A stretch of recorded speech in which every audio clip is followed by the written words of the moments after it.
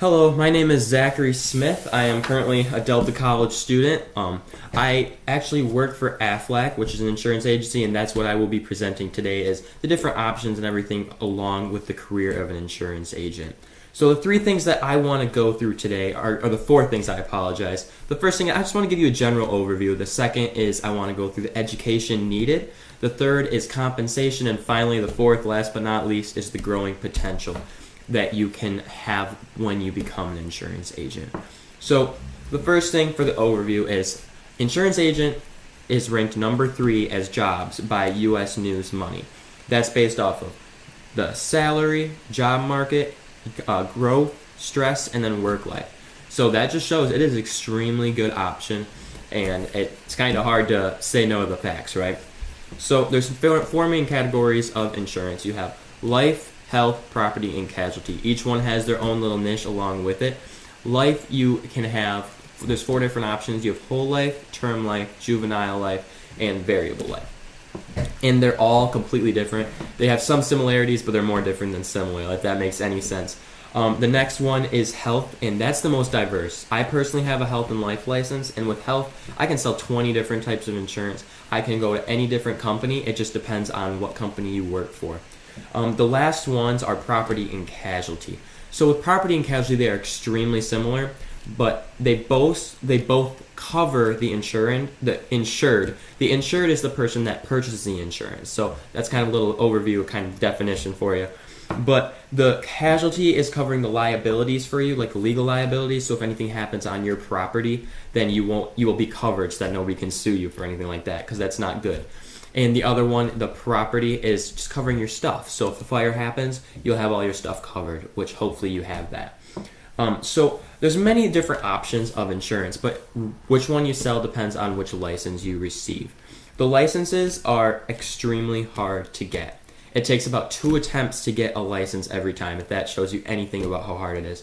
David Rodek actually says, and he clears up a common misunderstanding for us. So most people think any job you have to have a college degree. With insurance, you don't have to have a college degree. Well, it makes it look like you're a hard worker and it shows that you're dedicated. You don't have to have it.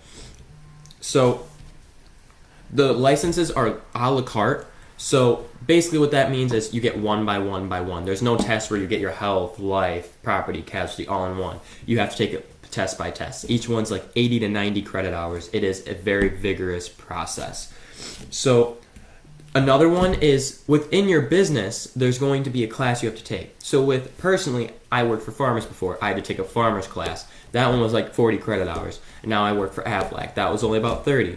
So if you go to State Farm, you're going to have to take a State Farm class. If you go to Progressive, you're going to have to take a Progressive class. So you have the initial class that you have to take, and then you have to take the business class as well, so you can figure out how they do things. So next is, we're going to talk about the compensation. The compensation is what everybody cares about, right? First thing you ask is how much I'm going to make, whether you ask it out loud or not. That's the first thing in your head. So Kaplan Financial says it has the unlimited earning potential. Basically what that means is if you work hard, you're going to get paid.